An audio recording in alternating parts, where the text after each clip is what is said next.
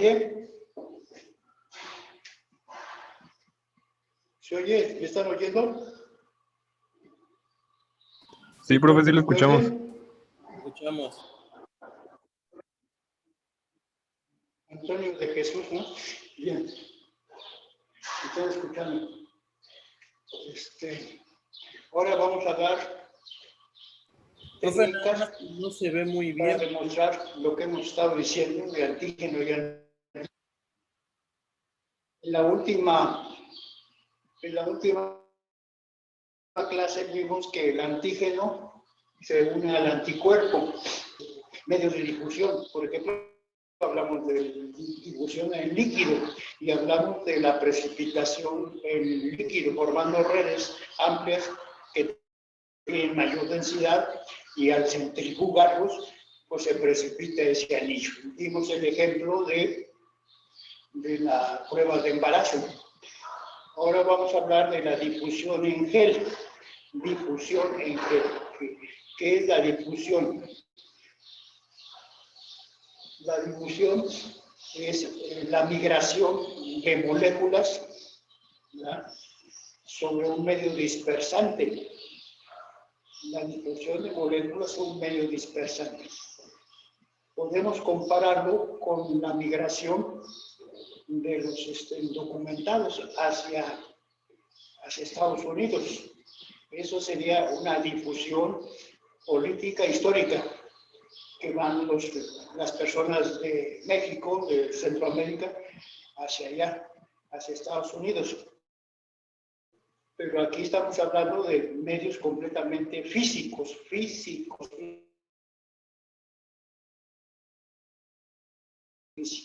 Para que ustedes usen la difusión, pongan una tira de papel.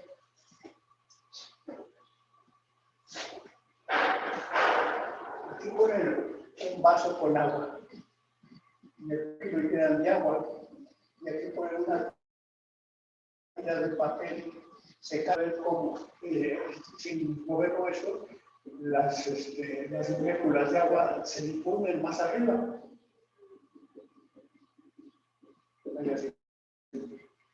Más arriba de ese nivel de agua. Lo mismo que hacen, por ejemplo, al secarse líquido de secreciones nasales en estas circunstancias. Eso sería la difusión. Y esto está dado por las fuerzas físicas, ¿verdad?, entre moléculas del medio dispersor y el medio dispersado. ¿A través de qué? De ese medio. En este caso es una tira de papel. Pero aquí vamos a hablar de lo que se llama ya más específico. Específicamente, la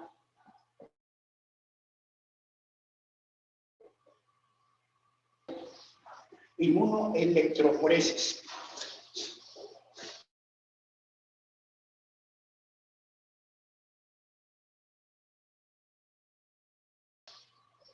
Indicando es manejar las moléculas, esas proteínas que son los anticuerpos, a través de un medio de manejar bien, a través, tomándolos a esas moléculas, a esas proteínas que se llaman inmunoproteínas, difundiéndolas por electroforesis. Ya hablamos sobre la electroforesis, recuerdan ustedes que muchas sustancias, o casi todas las sustancias que están dispersas en un medio, ¿verdad?, aniones y cationes. Eso ya lo explicamos, aniones y cationes, aniones y cationes. Aquí la inmunoelectroforesis se hace a través de un gel, una sustancia semisólida. Gel. Ustedes han tomado, digamos, han sabido del gel, porque, bueno, está de moda, ¿no? El gel antibacteriano. El gel antibacteriano está formado de una sustancia glicerina, me parece, semisólida. Es líquida, pero tiene una densidad muy mayor que el agua, que la del agua. Y le ponen un poco de de alcohol, y esto es ¿cómo se llama? El gel antibacteriano. Ese gel antibacteriano se lo frotan y pues, se volatiliza, ¿verdad? Pero ya dejó una parte en donde si están las bacterias en la mano, pues o los virus, ya los deshizo, los disecó, los desactivó completamente. Es gel antibacteriano. Todavía podemos decir alguna cosa sobre el gel. Recuerden ustedes que es una sustancia que es semisólida, que cuando se seca, pues produce una estructura media sólida, ¿verdad? Por ejemplo, los individuos que se ponen gel para ponerse los pelos, duros, ¿verdad? Que no estén moviéndose por el aire en estas circunstancias. Y hay otros geles todavía que es una reacción, ¿verdad? Semejante a la del vidrio en estas circunstancias. Silicón, por ejemplo. Silicón. ¿Recuerdan ustedes fugas de algún tubo, lo que sea, ¿verdad? De alguna circunstancia? Es silicón, que a veces se endurece tanto que hasta tiene la característica de ser como el vidrio, fuertes, y se pega perfectamente bien. Por ejemplo, hay una fuga de agua, ¿verdad? Le ponen el silicón y ya queda tapado completamente en estas circunstancias. Tienen ustedes, por ejemplo, una jarra de mármol o lo que sea, y lo pueden incrementar a base de silicón, Esas sustancias también pueden ser como el cemento que se usa para los zapatos, tienen esa característica de atraer, pegarse en estas circunstancias. Eso lo están viendo, lo ven en el aspecto físico.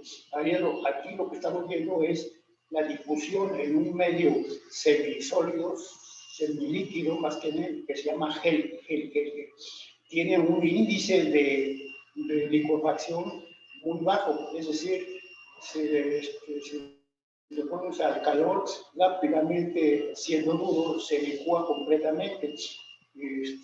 También pueden ustedes compararlo con el chocolate. Las de chocolate, si ustedes las ponen dentro del refrigerador, se ponen duras como piedra casi, ¿no?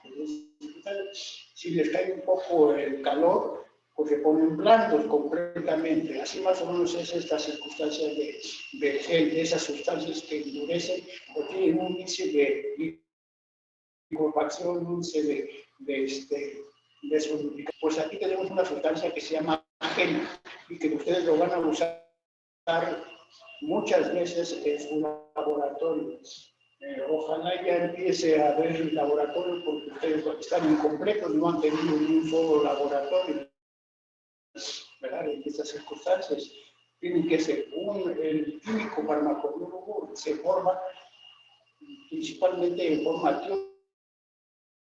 teórica, y la otra se centra de laboratorio. Eso es lo más importante. Si ustedes no tienen la práctica de laboratorio, pues entonces pues todo va a resultar dudoso,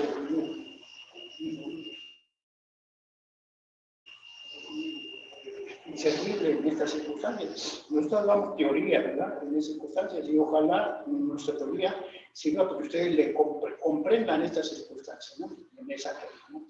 El laboratorio es lo más importante para la formación de esa licenciatura de químico farmacobiólogo. Estamos hablando entonces del gel, esa sustancia que a través de esas moléculas que forman el gel, como difunden los electrolitos en el agua, los que están disueltos en el agua, también aquí difunden los electrolitos a través de esa estructura. En este caso, ¿qué son los electrolitos? Son las moléculas de antígeno y anticuerpo. Las moléculas de antígeno y anticuerpo. Las moléculas de antígeno y anticuerpo. Esos dos actúan como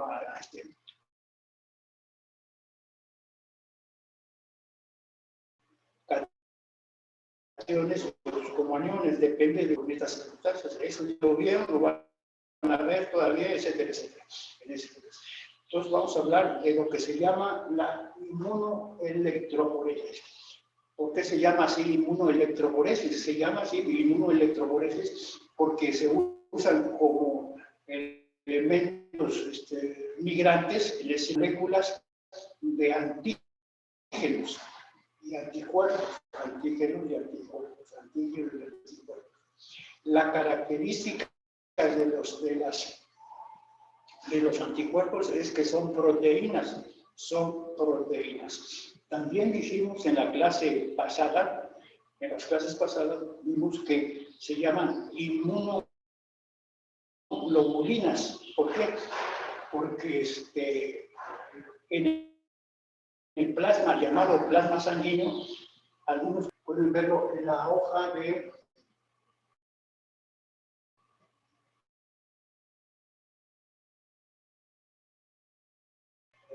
es en la hoja número. Déjenme ver.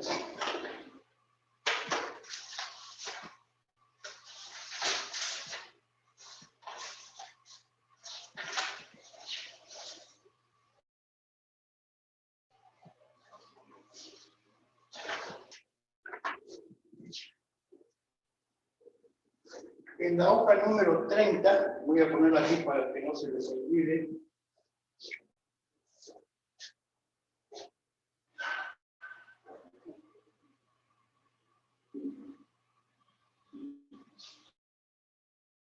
Están los principales componentes del plasma. Cómo están los principales componentes del plasma y sus características de concentración. Si la tienen ahí la hoja, ¿no? Electrolitos y metales. Bicarbonato, calcio, cloro, cobalto, etcétera, etcétera. Todas esas circunstancias. Nutrientes, alanina, los aminoácidos, todos los aminoácidos. Vitaminas, B, C, A, C, B, etcétera, etcétera.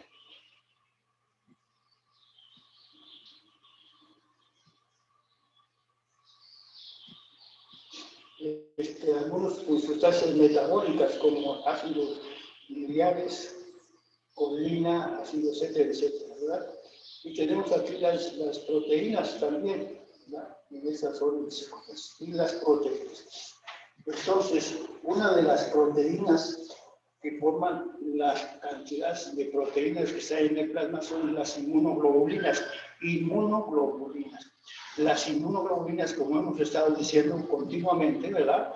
Reconocen y atraen al antígeno, atraen y se forman lo que se llama esto, que es importante.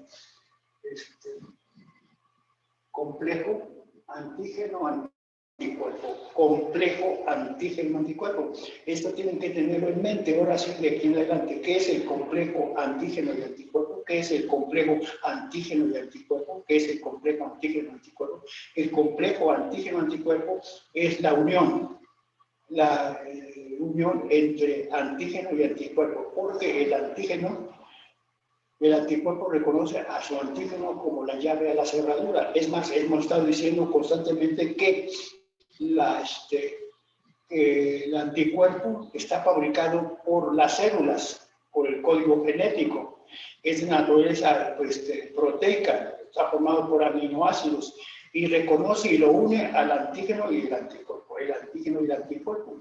Una vacuna está formada exactamente por anticuerpos que reconocen al antígeno, que es el virus, y lo desactivan completamente, ¿no? Pero tiene que tener una estructura física, tridimensional, de reconocer al anticuerpo en estas circunstancias. Ya lo vimos en estas circunstancias. Ahora, ¿eso para qué sirve y qué importancia tiene? Pues para hacer los exámenes de laboratorio. Ustedes bien saben que se llevó mucho tiempo, muchos meses, ¿verdad?, para estar fabricando una vacuna. México no está desarrollado hasta ese grado. Solamente los países más desarrollados específicamente, ¿no? Aquí también se forman vacunas, pero las que ya desde antes ya se sabían hacer, ya tienen esa estructura. Cuando ustedes ya sean recibidos, pues probablemente trabajen en una clínica o una farmacéutica del gobierno para fabricar vacunas. Ustedes bien saben que las vacunas es un derecho del pueblo, de la gente, de toda la gente, y no deben cobrar nada para establecerlo. Se les llama cartilla de vacunación y eso es importante, y los padres tienen que tener obligación de llevar a sus hijos a esas vacunaciones contra muchas virosis, ¿verdad? Que ya pasaron de moda porque ya se les ha detenido por las vacunas en estas circunstancias. Eso es un hallazgo y gracias a los conocimientos importantísimos que nos dieron los primeros científicos, químicos, farmacobiólogos en estas circunstancias, ¿no? Se trabajó mucho y AstraZeneca, Pfizer y otros más, hay una vacuna de rusa, otra china y ciertas circunstancias, los que sus laboratorios podrían llegar a formar esta vacuna. Volvemos a repetir, el principio fundamental de una vacuna es inactivar el virus, se forma, ¿verdad? Se reproduce con el genoma de las células que parasitan en estas circunstancias, con el genoma.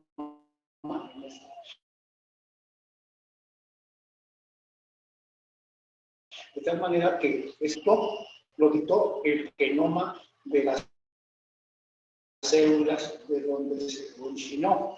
Esto mismo sucede, por ejemplo, cuando hay la computadora, que ya no funciona bien, ¿verdad? Porque hay un equivalente, un virus que se ha metido en esta forma, ¿no?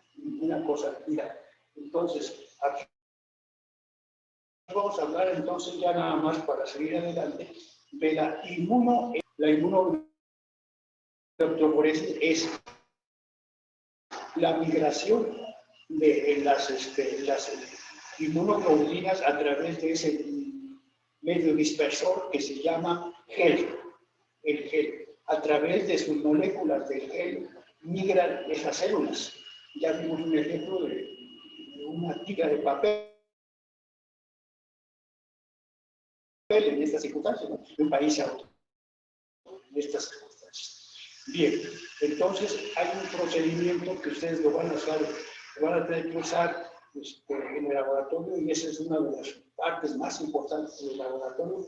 Aquí estamos dando simplemente nada más la cosa teórica, ¿verdad? El laboratorio bioquímico es muy extenso y muy importante.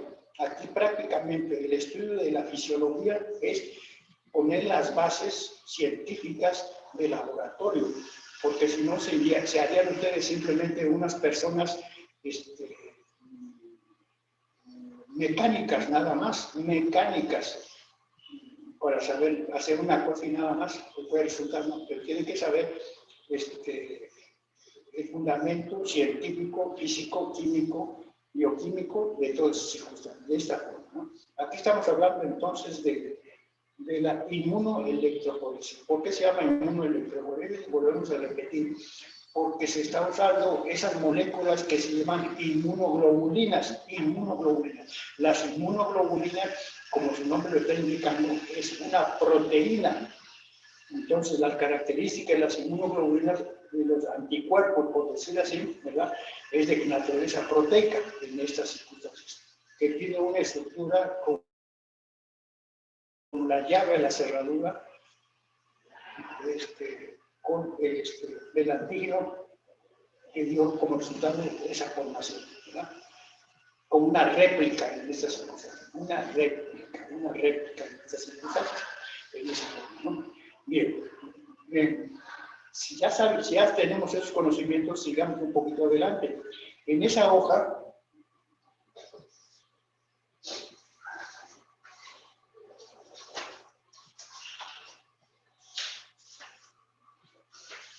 que es la hoja número 21, aquí reproducimos algo porque está muy desabrida, muy descolorida.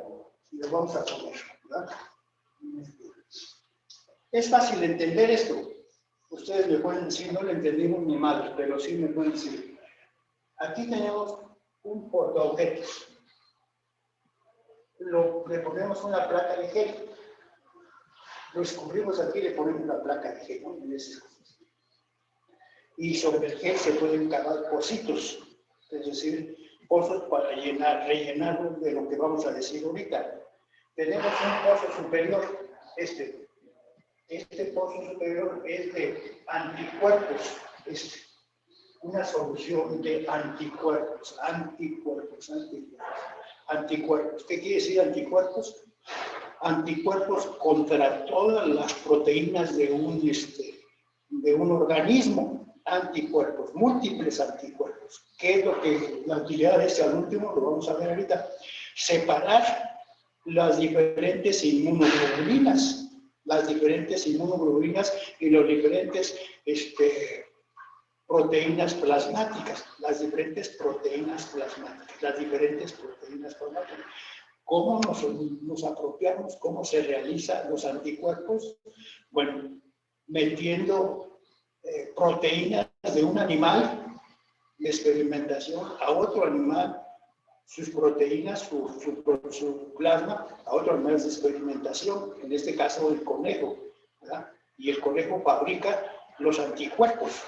Y aquí tenemos todos los anticuerpos que formó ese animal de experimentación, al cual inyectamos las proteínas plasmáticas de otro, y los desconoce y forma los anticuerpos específicos, se entiende, ¿no? Aquí, en este pocito. En este pocito llamado de origen, ¿verdad? Ponemos el plasma de otro animal, de ese animal. Pero aquí tenemos que lo sometemos a una electroforesis. El catión y el anión, ¿verdad? Entonces, empieza a difundir por electroforesis sus proteínas, ¿no? Pero al llegar aquí, en esta parte, ¿verdad?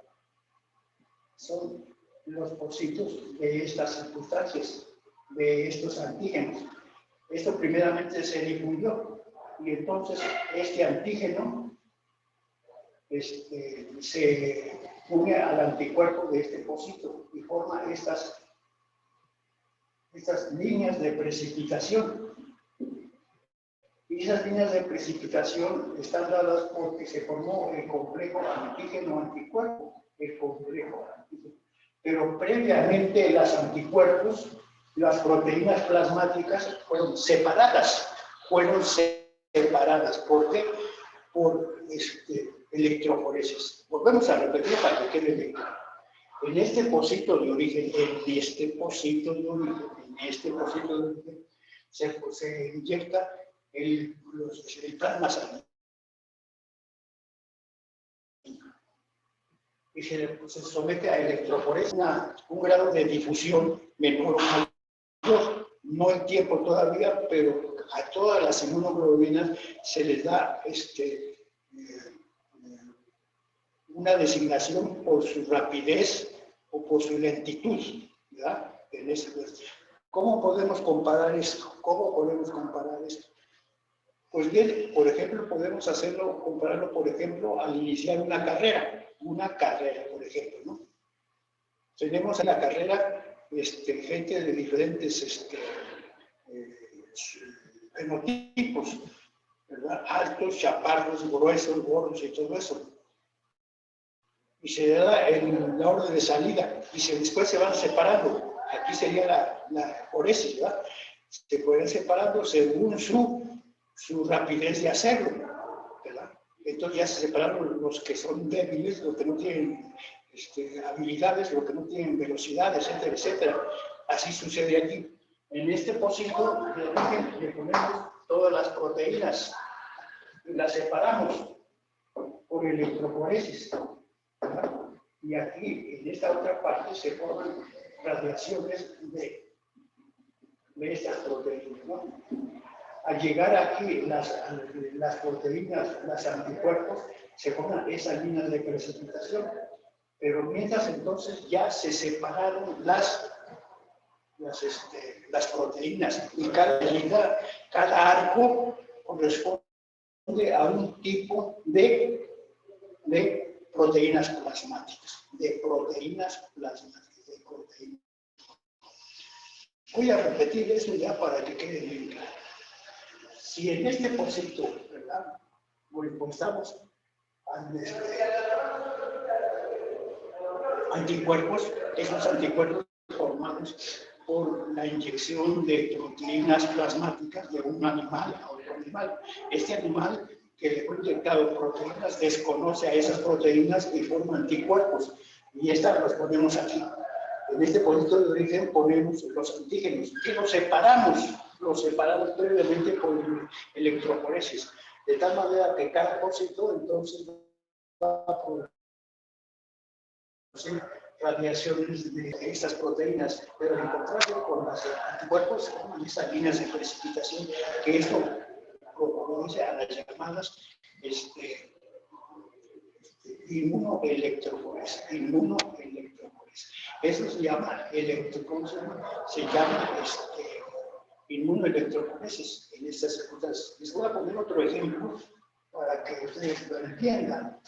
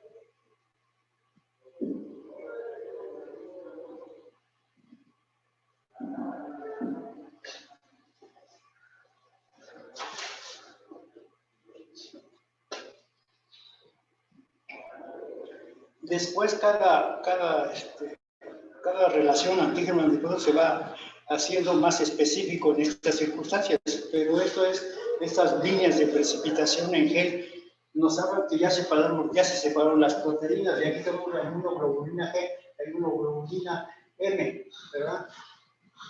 La inmunoglobulina C, las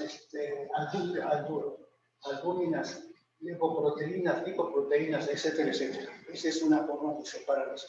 Estos van a tener que hacerlo constantemente. Y si ustedes quieren hacer, por ejemplo, aplicar una vacuna, tendrán que hacer este método de inmunoelectroforesis. Bueno, una vez dicho esto, para que ustedes le hagan el sabor al caldo, ¿verdad?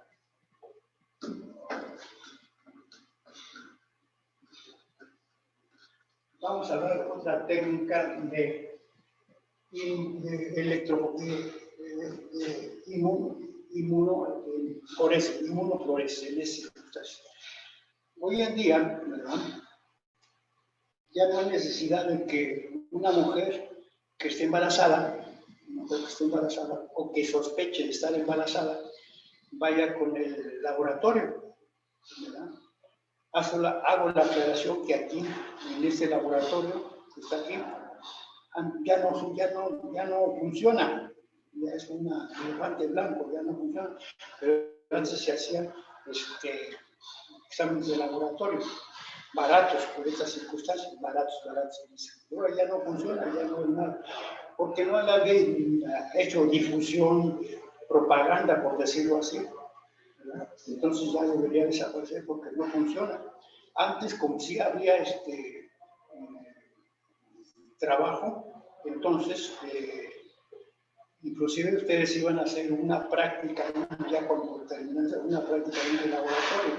Es exactamente como cuando un médico va a hacer su práctica, su internado de práctica. Termina los 5 años de teoría y también de laboratorio, y después ya a la práctica, que es estar trabajando en un hospital, ¿verdad? Como gente que va a aprender ahí sobre la práctica. Aquí también, ya cuando había terminado su trabajo, o antes, un poquito antes, ya se iban a ese laboratorio para ver cómo se hacían las cosas, los exámenes de laboratorio, pero ya no existen, ¿no? Prácticamente nomás es pura denominación y nada más, ¿no? Ya no existe eso. En algunas otras universidades, facultades, son famosas esos laboratorios, son famosos. Uno de los laboratorios más famosos de las universidades, y que han sacado muchos proyectos y muchos conocimientos científicos, es los que están en Cuba, en esas circunstancias, ¿no? Y otros también los que están en Brasil. Y no se diga, pues, en la Universidad de La Salle y todas esas partes que están en esas circunstancias son importantes. Por eso es que si hacemos una clasificación de nuestra universidad a nivel de nuestro país, pues no es una de las más arriba, ni siquiera en la parte superior de la línea media, está abajo de la línea media. Otra de las laboratorios que están más arriba por sus descubrimientos, por su tecnología, por todo, es la Universidad Autónoma de México. Ahí está. Por eso es que en algunos países la política les da mucho mayor importancia a la cosa científica, de descubrimientos y a las universidades, por eso suben más en este proceso. Nosotros, como universidades, voy a dar una noticia, más bien un conocimiento de este tipo. Nosotros tenemos un recurso económico menor que cualquier otra universidad, de las más bajas que tienen recursos. ¿Quién mantiene los recursos de las universidades? El pueblo, a través de lo que paga de impuestos, a través de los impuestos. Pero como los impuestos también son rapiñados, por decirlo así, pues hay pocos impuestos, pero se le da más importancia ¿a dónde? A la parte central, la primera universidad de México, y secundariamente a nosotros. Ha habido muchos reclamos en este sentido de que la Universidad de Oaxaca, aunque no es de las más bajas, sí tiene algún prestigio, pero le faltan recursos, ¿verdad? le faltan recursos en estas circunstancias. Hoy en día, por base a políticas que se han establecido, se ha podido agrandar, por lo menos el aspecto físico de las instalaciones. Ustedes viendo que ya están acabando esos otros dos edificios que están haciendo en la parte oriente de nuestra facultad. Antes estaba abandonada completamente, ¿no? Y en algún momento ustedes van a tener que hacer algún escándalo, ¿verdad? Alguna protesta porque estamos abandonados, principalmente por esos gobernadores que existieron aquí, que se olvidaron de esa universidad en esas circunstancias, en esa forma, ¿no? Algunas facultades tienen más recursos y otros menos. La facultad que tiene más recursos que nosotros es la facultad de odontología, miren, odontología.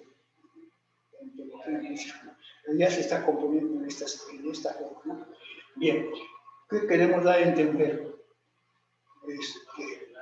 Antes, para hacerse la prueba de embarazo, pues no había la tecnología moderna. Si se hacía por la prueba de Galli-Malini, ya se los expliqué, era biológica, prueba biológica.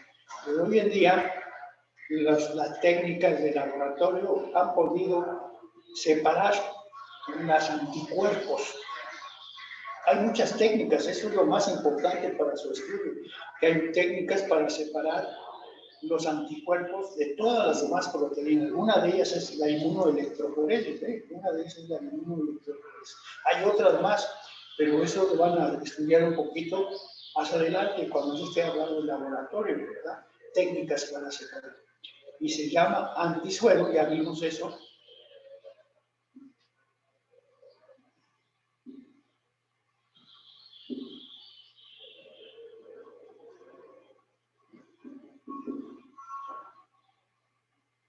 Se llama suero o antisuero, ¿verdad? Antisuero es las inmunoglobulinas separadas, purificadas. ¿De dónde? Del líquido de donde la sacaron, que es el plasma sanguíneo. Esto es una técnica muy compleja. Eso es lo que estudian ustedes, eso es lo que ustedes van a estudiar, o por lo menos van a dar algún momento hacer una práctica en ese sentido, cómo se van depurando esas inmunoglobulinas. Aquí la parte teórica fundamental. Ya vimos como la inmunoelectroforesis es una parte de ellas, por la cosa física, ¿no? Fisiológica. Pero hay técnicas muy arduas, muy extensas para separar esas proteínas que son inmunoglobulinas y ya envasarlas. Y estas se llaman como antisueros. Antisueros. Y entonces hay antisueros, muchos antisueros. Una de las que se usa más es los tipos sanguíneos, ¿verdad? El anticuerpo contra los tipos, para sacar los tipos sanguíneos. Ya veremos en hematología estas circunstancias. Pero también hay técnicas que han descubierto los que son muy prácticos y muy productivos en ese sentido. Han formado una tira de papel para sacar, se puede sacar el pH, se puede sacar la cantidad de glucosa que está circulando en nuestro organismo, la glucosa, y muchos otros tiras reactivas, se llaman tiras reactivas en ese sentido. Se llaman muchas tiras reactivas en ese sentido. Una de las tiras reactivas es la unión de antígeno y anticuerpo, ya no en gel, sino en papel, en una tira de papel en esas circunstancias. Vamos a poner esta tira. ¿Verdad? Esta se mete en la orina o en la plasma o en la sangre, ¿no? Aquí hay difusión en la orina. Los anticuerpos son tan pequeños que pasan por la llamada barrera del filtro glomerular, del filtro del riñón. Y adelantamos todavía más de estas circunstancias, que es la orina. Es un producto derivado del ultrafiltrado glomerular. El glomérulo es el filtro de la sangre. La sangre desecha todo lo que ya no lo que le puede producir molestia en estas circunstancias. De tal manera que el riñón también tiene un papel muy importante en la inmunidad, ¿verdad? En estas circunstancias. ¿Qué es la orina? La orina entonces es el producto de filtración de la sangre, de depuración de la sangre en estas circunstancias. Y las moléculas que pasan el filtro glomerular son las inmunoglobulinas. Entonces, las inmunoglobulinas se pueden encontrar en el suero, en el plasma sanguíneo, como se llaman en circunstancias, y en la orina. En la orina interna. Muchos de los exámenes de laboratorio se pueden hacer por medio de examen de orina, por medio de examen de orina. La bilirrubina, muchas otras cosas. Por eso los exámenes de orina son muy importantes. Ustedes van a saber, les van a enseñar qué son los elementos que los estudios que se hacen en la orina y para qué sirven y todo eso. Esta es la parte de la fisiología que nos interesa.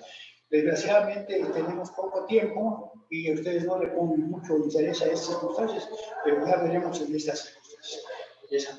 Entonces hay una tira reactiva. Sobre esa tira reactiva, ¿verdad? Difunden los antígenos y los anticuerpos. Los antígenos y los anticuerpos. Los antígenos y los anticuerpos. Los antígenos y los anticuerpos. En la orina de esta mujer probablemente embarazada circula una sustancia que no estaba antes en esa mujer embarazada. No estaba en esa mujer embarazada.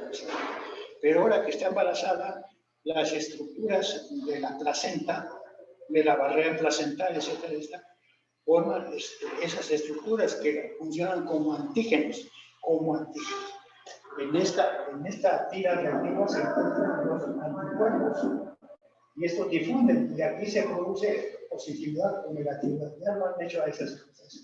Entonces, con esa tira reactiva se puede saber si hay una hormona que antes no estaba en esa persona. Pero si esa hormona ya está porque está embarazada, que la están produciendo sus tejidos de información del embarazo, pues da positividad a estas circunstancias. Da positividad en estas circunstancias. Para que ustedes le agarren el sabor al caldo en estas circunstancias, les voy a decir una anécdota que es importante. Ya se los he contado, pero se voy a recordar. Una enfermera, es para poder hacer una pausa y ustedes descansen.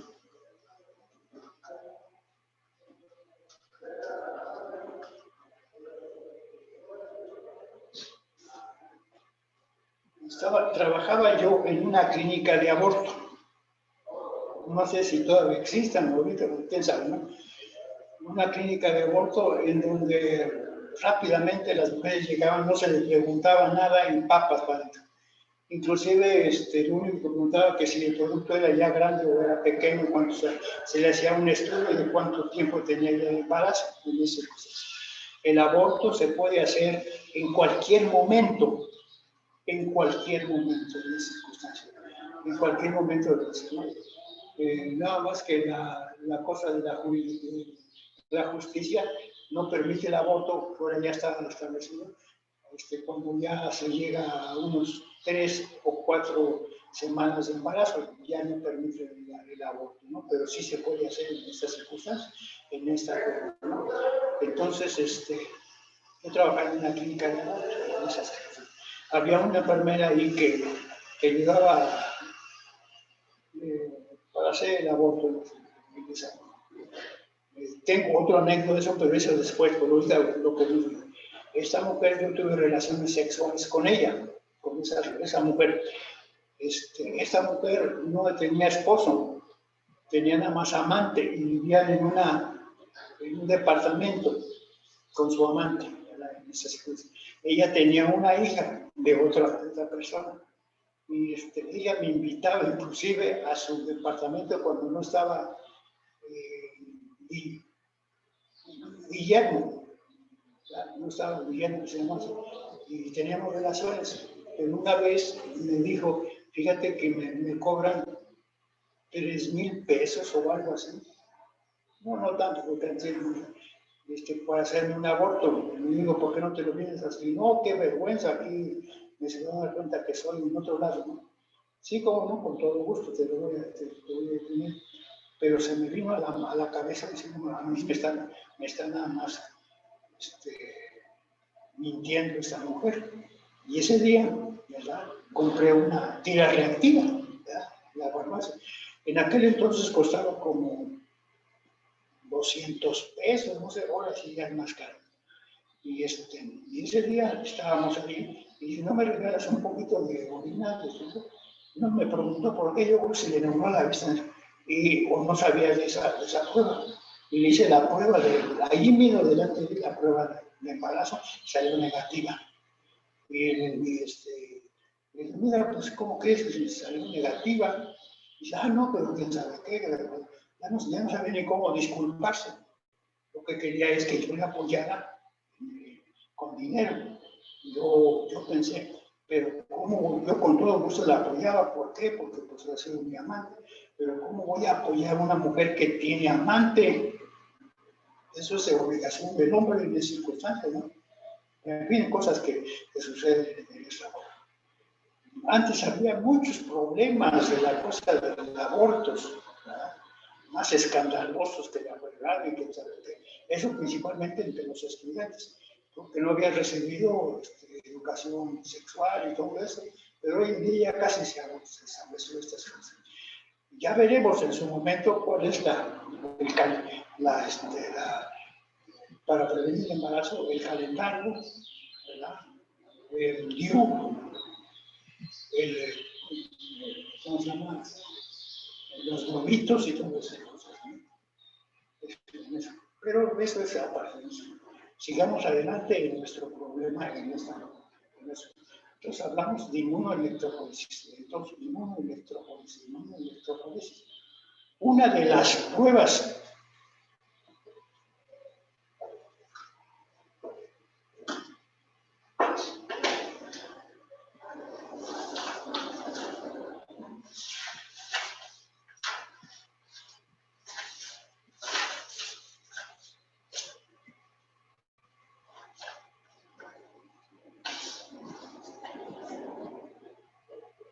descansen un momentito pensados. Ahí está en su hoja, pero vamos a ponerla aquí para ser más explícitos.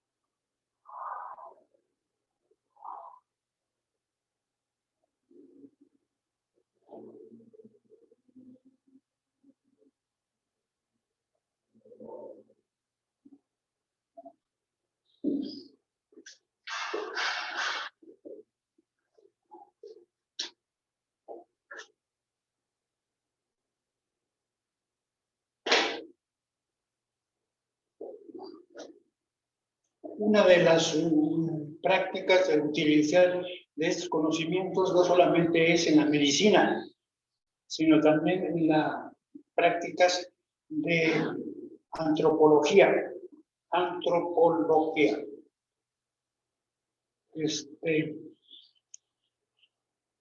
Según las teorías y los conocimientos y los descubrimientos anteriores, son también Darwin, ¿verdad? Nos habla de la evolución de las especies.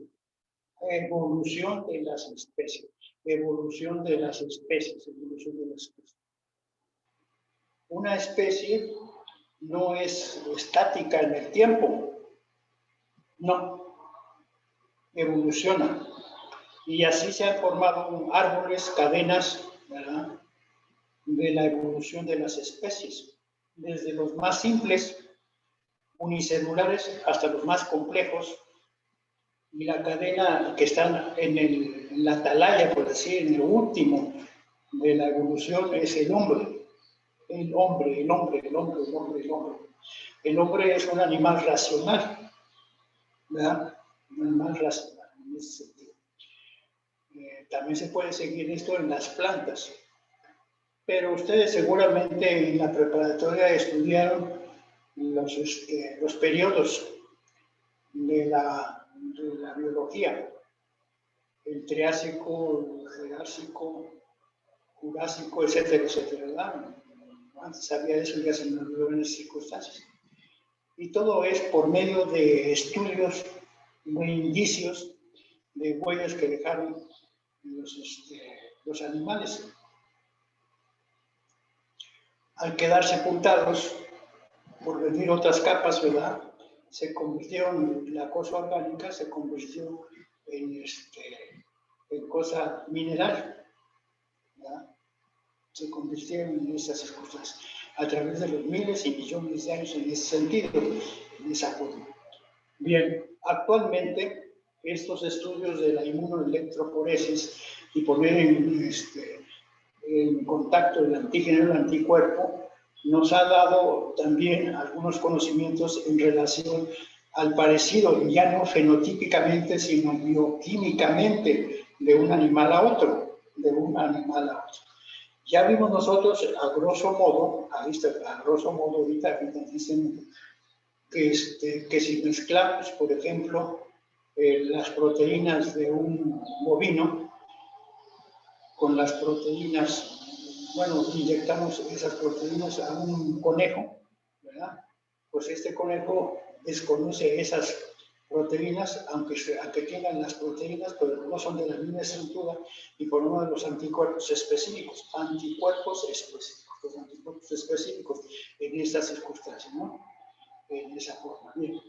Entonces, si comparamos, y sabiendo ya ahorita que existe esas líneas de precipitación en gen,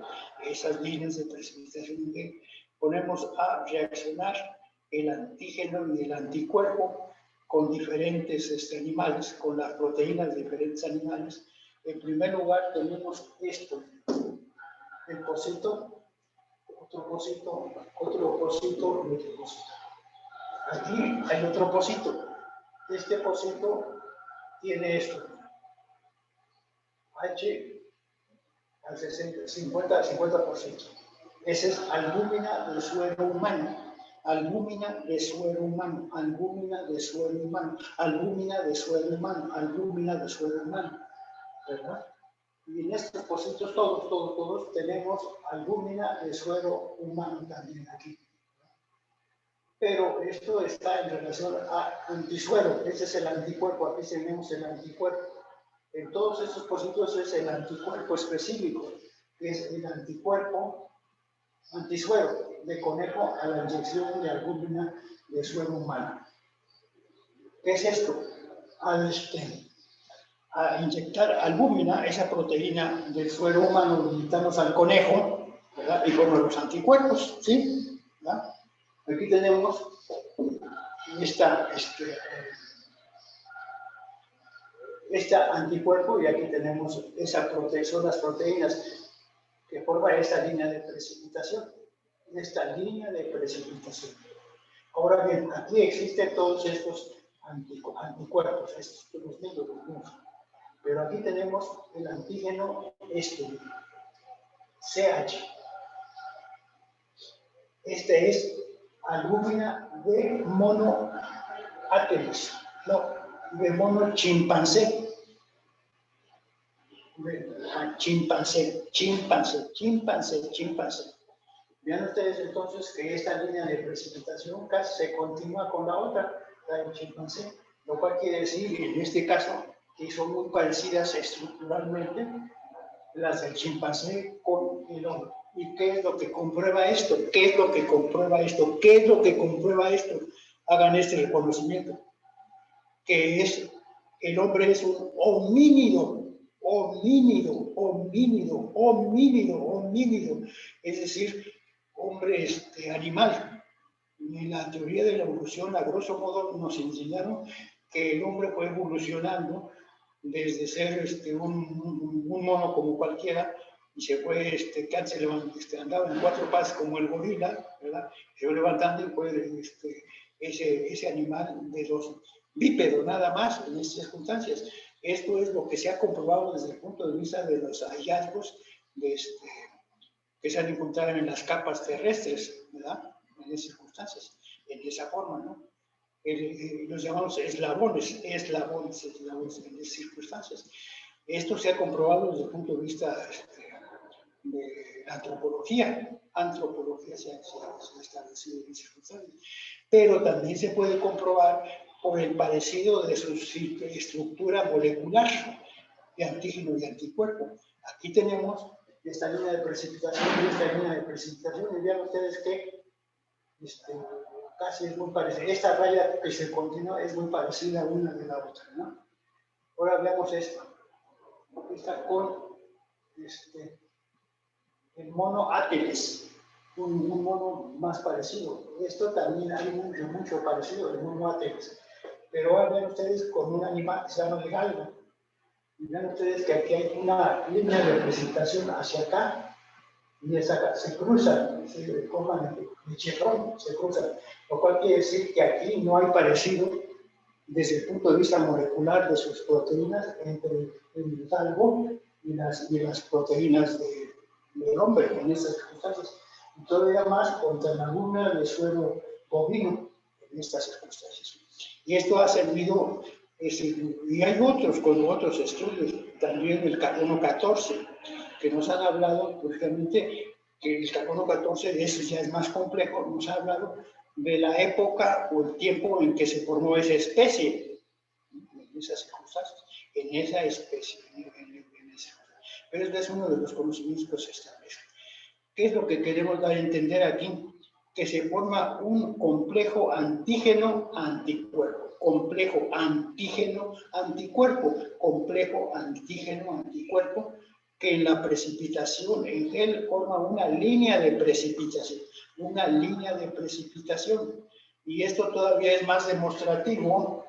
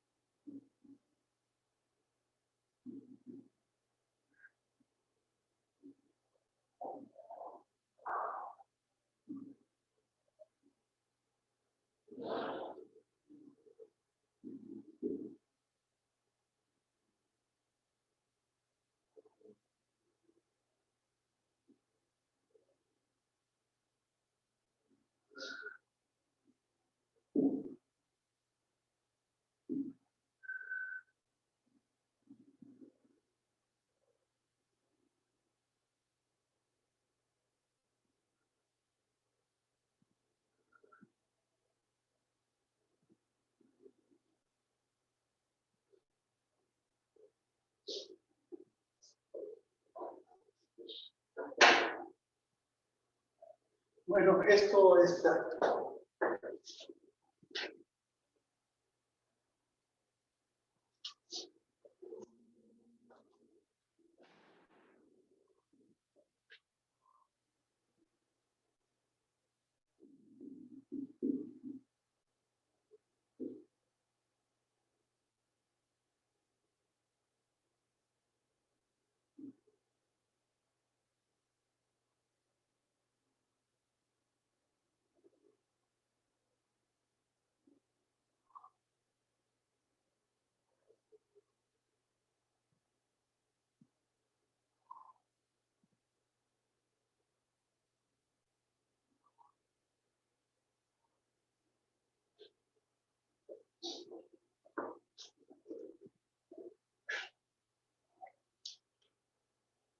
Bueno, ven ustedes en su hoja número 20, no está explicado, pero vamos a explicarlo aquí nosotros, que es las líneas de precipitación en gel.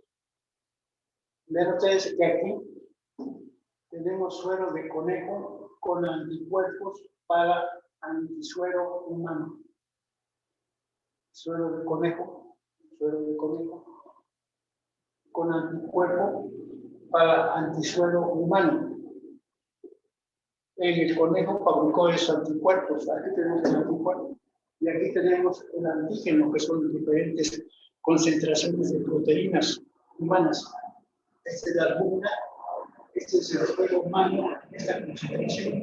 Este es el suelo humano, esta concentración. Este es la macrobiología humana. Este es el anticuerpo. Entonces, se pongan estas líneas de precipitación. Esta línea de precipitación es muy pobre, muy pequeña, está contra este anticuerpo. Pero cuando hay esa concentración con el suelo humano y esos anticuerpos, se ponen estas líneas de precipitación. Entonces sería cuando ya casi todos los anticuerpos y todos los antígenos se unieron y forman más líneas de precipitación, es el estado de equivalencia. Y aquí un poquito así en estas cosas. Esto también tienen que hacerlo en estas circunstancias, en esa forma. Bien, una vez dicho esto, vamos a hablar un poquito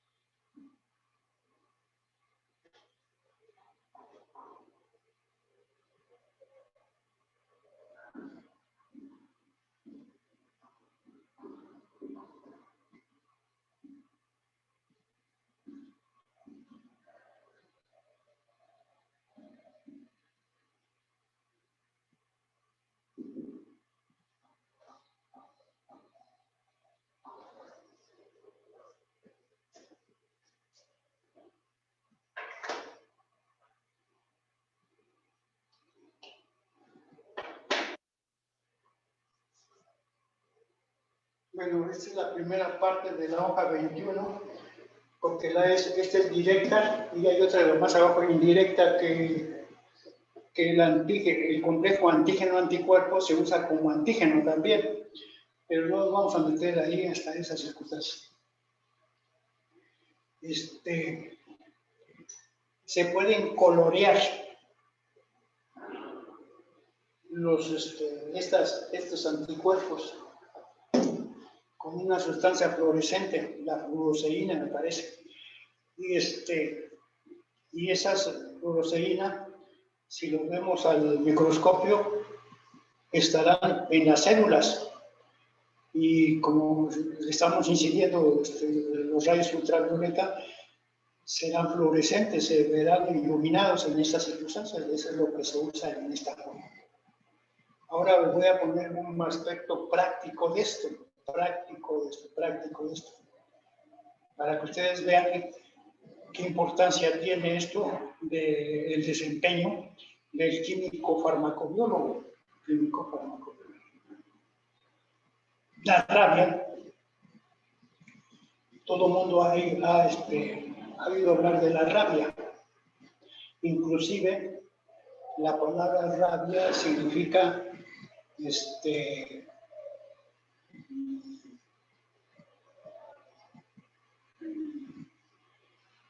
actitud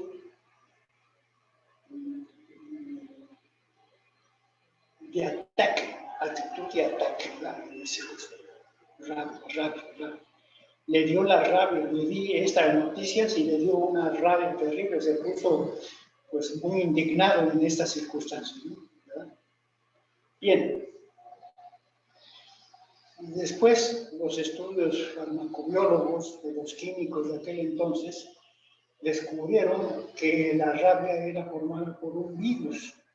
Se llama virus de la rabia. El virus se inyecta o llega al hombre, en este caso, ¿verdad? Por un vector, ¿verdad? ¿Cómo es esto? Pues que un animal, ¿verdad? Es contaminado por ese virus. Ese animal es menor todavía. Puede ser una cucaracha o puede ser un animal inferior que inyecta ese virus a otro vector más, que puede ser, por ejemplo, una rata, que puede ser un perro, ¿no? Un gato en estas circunstancias, ¿no? Por eso es que antiguamente, como había una explosión de la rabia, pues por órdenes, por ley, no dejaban que hubiera perros callejeros. Y una forma de detener esa pandemia, pues una pandemia, era matar a todos los perros callejeros. Si se le encontraba a su perro de ustedes en la calle que nadie respondía por él, lo metían a la perrera. Aquí había muchos aquí de circunstancias. Y ahí le hacían algún estudio, vamos a ver por qué, cuál y todo eso. Y se observaba. Y si no, cuello al perro, cuello al perro, matarlo en circunstancias. Los mataban en estas circunstancias. Entonces prácticamente estaba prohibido tener perros callejeros. Pero lo único que también les indicaba es que no solamente el perro transmite ese virus, sino también otros animales también, las ratas, por ejemplo. Si ustedes tienen una colección de ratas, ¿verdad? Y una rata los muerde, pues puede pasar el virus de la rabia por medio de la entrada de ese virus a través de la sangre, en estas circunstancias, igual como se crea el VIH, ¿verdad? En esas circunstancias. Pues en fin, cuando un niño, ¿verdad? Les recomiendo una película que se llama 6 días para morir. 6 días para morir. Que andaba de moda la cosa de la preocupación por la rabia. La rabia tiene un periodo de incubación. Ese periodo de incubación quiere decir que las células que tienen ya rabia y que se están multiplicando esas células, los linfocitos, ¿verdad? Están multiplicando, pues ese virus ya está en ellos y sigue multiplicando, y entonces cada vez es más peor estas circunstancias. De tal manera que dando cierto tipo de incubación, pasando de incubación, ya no se podía hacer nada, porque todavía no existen todavía realmente como los antibióticos que son antibacterianos, no existe un fármaco directamente contra el virus, aproximación, pero no existen estas circunstancias, ¿no? Y ya no se hacía nada ya no se podía hacer nada. Sí se puede prevenir porque se inventó el suero antirrábico, Igualmente, como les acabamos de decir, se puede aislar ese suero que tiene el anticuerpo específico, y entonces el suero antirrábico, que tiene que inyectarse muy profundamente, generalmente en la panza, que son cantidades importantes y les duele mucho en esas circunstancias. Para que cuando un individuo, un niño que se es mordido por la rabia, ¿verdad? Sea llevado al médico, el médico lleva al veterinario y así sucesivamente para, pues, darle el consejo médico de que si es vacunado o no es vacunado en estas circunstancias, ¿no? Vacunado o no vacunado, ¿verdad? En esa forma. Para ser los primeros preguntas que se le hacía al probablemente rabioso es que si había sido mordido por un perro o algún otro animal, pero el que está más cercano al hombre pues es el perro, ¿verdad? En esas circunstancias. Se le decía qué comportamiento ha tenido el perro en esas circunstancias. Un perro que ya tiene proceso rabioso tiene una neurosis terrible, una inquietud muy fuerte. Si ustedes quieren saber más o menos cómo se sentirá un rabioso en esos aspectos, tomen ustedes, por ejemplo, un mes completo y van a ver cómo tienen una resaca terrible que hasta empiezan a ver cosas que ya no existen, ¿verdad? En esas circunstancias, ¿no? La resaca, ¿no? El delirium tremens se llama de los alcohólicos, delirium tremens se llama en estas circunstancias. Pues así es, ese perro, ¿verdad? Empieza a tener una actitud desconcertante, le asusta, le molesta el ruido, la luz también al crudo también. Y entonces se va a refugiar para un rincón donde no haya ni ruido, no haya menor ruido y haga menos luz, ¿verdad? En esas circunstancias. Y aquel individuo que quiere acariciar a su perro, dice, ¿qué pasa, perrito? Y la verdad lo desconocen y empieza a tener una actitud de esas cosas. De ahí viene la cosa de la rabia. No es que esté enojado o lo que sea con todo, sino que lo que le molesta es las incidencias, las experiencias, los estímulos de todo tipo en esas circunstancias. También se hablaba de la rabia en el sentido de que producía fobia a la agua, ¿verdad? Fobia al agua. Pero no es así. Lo que pasa es que cuando hay un perro rabioso o un individuo rabioso, ¿verdad? El ver agua se le estimula el reflejo de tomar porque siente mucha sed y al estimularse el reflejo de tomar, tiene mucha sed, se le empieza a contraer los músculos del tragado, de la faringe, de la tráquea, y entonces siente que se va a ahogar, ¿verdad? Hidrofobia se llama, hidrofobia. No es precisamente que tenga, al contrario, tiene unas ganas de tomar agua terrible, pero solo ve en la rabia y tratar de tomar agua, se le descontrola, como ya llegó el virus al cerebro, ya descontrola completamente los actos reflejos, y entonces se ahoga en este sentido, en esa forma. El virus de la rabia, ¿por qué le estoy diciendo eso? Pues para que vean, ¿no?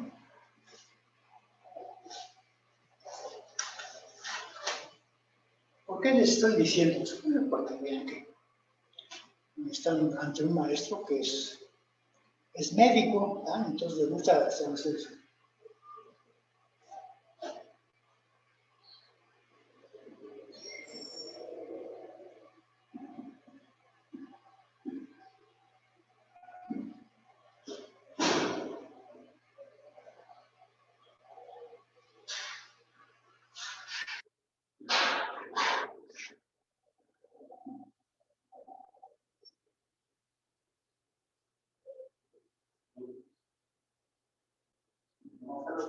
¿Cierro?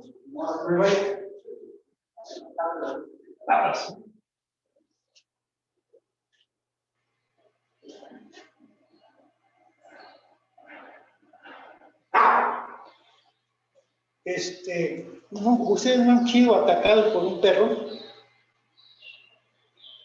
Es que ladran mucho. Dicen por ahí diciendo que perro que ladra no muerde. Pero cuando hayan en pandilla los perros, ¿verdad? Así ya son más bravitos los perros. Y un perro no se avienta como otros animales hacia la cara, sino se trata de morderle uno las partes bajas, la pierna, la pata, todas esas circunstancias. Luego ya cuando está agarrado, hace así para desgarrar así en esas circunstancias. Bien, a mí me han aceptado los perros, pero cuando un perro está solo, me daba mucha rabia que un perro me saliera en la noche y me asustara. Entonces lo perseguía a base de piedrazos, aquí mismo en esa circunstancia. ¿Por qué estamos hablando de eso? Porque la rabia es un virus neurotrófico.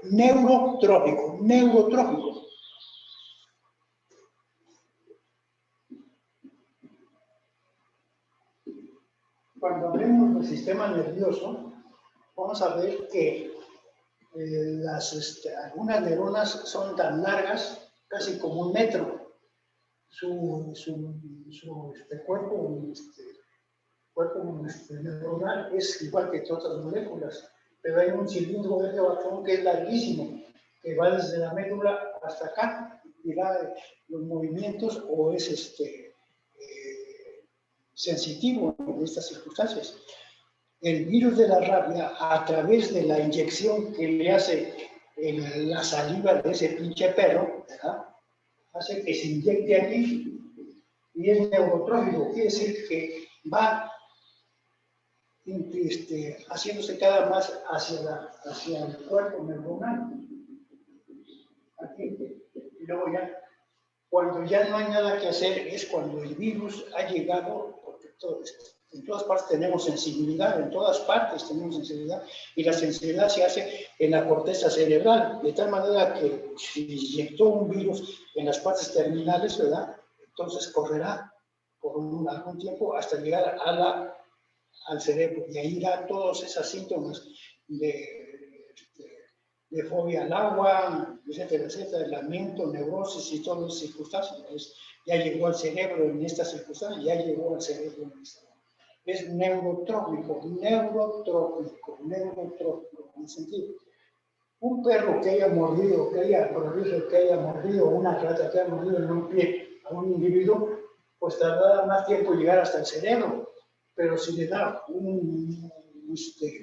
una mordida cerca de la cabeza, pues entonces dará los síntomas neuronales serán más rápidos en ese sentido, en esa forma. Por eso es que se llama el periodo de formación a llegar hasta el cerebro. Cuando este perro mordió a esa persona, ¿verdad?, no hay forma de hacerle más que un examen de inmunología. Inmunofluorescencia, se llama inmunofluorescencia. El suero antirrábico es un anticuerpo. ¿Cómo se forma? Con los virus de la rabia, en los animales de experimentación. ¿Qué es el suero antirrábico? Es un anticuerpo separado, ¿verdad? Y esto se inyecta para inmunizarlo en ese sentido, y entonces no solamente inmunizarlo precautivamente, sino para y evitar que llegue ese virus hasta el cerebro en estas circunstancias, ¿no? De esa forma, ¿no? Bien, entonces, hablando de eso, el veterinario no quedaba otra más que sacrificar al perro y hacerle hacerle, ¿cómo se llama? Una inmunofluorescencia, ¿verdad? ¿Cómo se hace la inmunofluorescencia? De esta forma. Este es el anticuerpo. ¿Qué es el anticuerpo? ¿Qué es el anticuerpo? Ya vimos que es esa inmunoglobulina que va a reconocer al antígeno. En este caso, el antígeno es el virus de la rabia. Aquí directamente este anticuerpo es coloreado con una sustancia fluorescente. Y entonces se forma el anticuerpo fluorescente. Este anticuerpo fluorescente une al antígeno. Este es el virus de la rabia. Entonces se forma este complejo. No deben olvidar que se forma este complejo anticuerpo, antígeno. Este es el virus y este es el anticuerpo, ¿verdad? Entonces lo que tenía que hacerse es hacerse ese estudio en el animal de experimentación, ¿verdad? Se le inyectaba anticuerpo coloreado, ¿verdad? Y si tenía el virus de la rabia, se formaba este complejo antígeno-anticuerpo, antígeno y anticuerpo, el cual, al sacrificar al perro y hacer un examen de su cerebro a través de cortes microscópicos, brillaban estas circunstancias. Y ahí en su hoja número 21, ven ustedes la inmunofluorescencia. Aquí en las neuronas del cerebro ya llegaban esos complejos, o están esos complejos fluorescentes en las neuronas. Y aquí se ve en esa masa cerebral que ya a la incidencia de la ultravioleta brilla, lo cual formaron los complejos antígenos de anticuerpos y se hacía el diagnóstico del que estaba rabioso el perro. Eso sería lo de menos, matar al perro, ¿no? En esas cosas. Pero esto nos indicaba o le indica al veterinario que hay que inyectar al pobre niño. Si no se inyecta o si se pasa un tiempo específico, pues morirá ese niño, ¿verdad? En esas circunstancias, o esa persona en esta. No se le inyecta y entonces ya está previsto contra la rabia. Pero sucedió también una cosa, que a veces ¿cómo se llama? La vacuna o el anticuerpo contra el virus producía también un proceso de virosis también, y entonces también podía ser salía más malo el remedio que el trapito en estas circunstancias, en esa forma, ¿no? Eso es la circunstancia específica. Por eso esto es uno de los métodos que han servido para la química farmacéutica, para veterinaria y todo eso, principalmente en la cosa de los virus. Ahora ustedes empiezan a calcular en internet cómo se hace la vacuna contra el coronavirus, porque hay mutaciones, porque antes no existían esas circunstancias, porque se llama pandemia, todo esto se tienen que hacerlo. Ya hablamos entonces de esa inmunofluorescencia. Antes de seguir adelante, ya se va a acabar, ahora sí ya vamos a hablar en el siguiente clase, vamos a hablar de la inmunidad celular. Es fácil de entender, pero hay que saber de dónde viene esa palabra. Inmunidad celular. Hemos adelantado nosotros que la inmunidad celular es la que se realiza en forma directa por los llamados fagocitos, que son células que derivan de las médulas óseas rojas, derivan de ahí, y son capacitados, veremos esa capacitación por los llamados timocitos, y entonces hay una colaboración y entonces las células ya son capacitadas para reconocer lo extraño en estas circunstancias y fagocitar en esa forma, ¿no? Es exactamente, ya veremos en esta circunstancia, es como cuando uno se mete de gendarme o de de soldado. No puede uno ir sin armas, sin ser capacitado. ¿Cómo le hace usted cuando hay una bomba? ¿Cómo debe arrastrarse por el suelo? ¿Cómo manejar un rifle? Todo eso es la capacitación, la disciplina y todo eso. No sé si ustedes tengan alguna idea de ser soldados o del ejército en estas circunstancias. Muchos que estudiaban ustedes y que no llegaron a ser, se metieron en la Guardia Nacional, porque en la Guardia Nacional les exigen por lo menos tener prepa, alguna capacitación de formación intelectual en esas cosas. También a muchos se meten de judiciales y todas esas cosas. Una vez dicho esto, compañeros universitarios, espero que hayan pasado una Semana Santa. Les recomiendo en el internet o lo que sea que tengan ustedes, que vean Hugo Vades. Hugo Vades, ¿cómo se llama? Los 7 pecados están larguísimas, son como 3 horas de cosas. Y también otra que se llama Ben Hur. Ben Hur, esas cosas. Bueno, así quedamos, compañeros. Que la paz del Señor les sea propicia.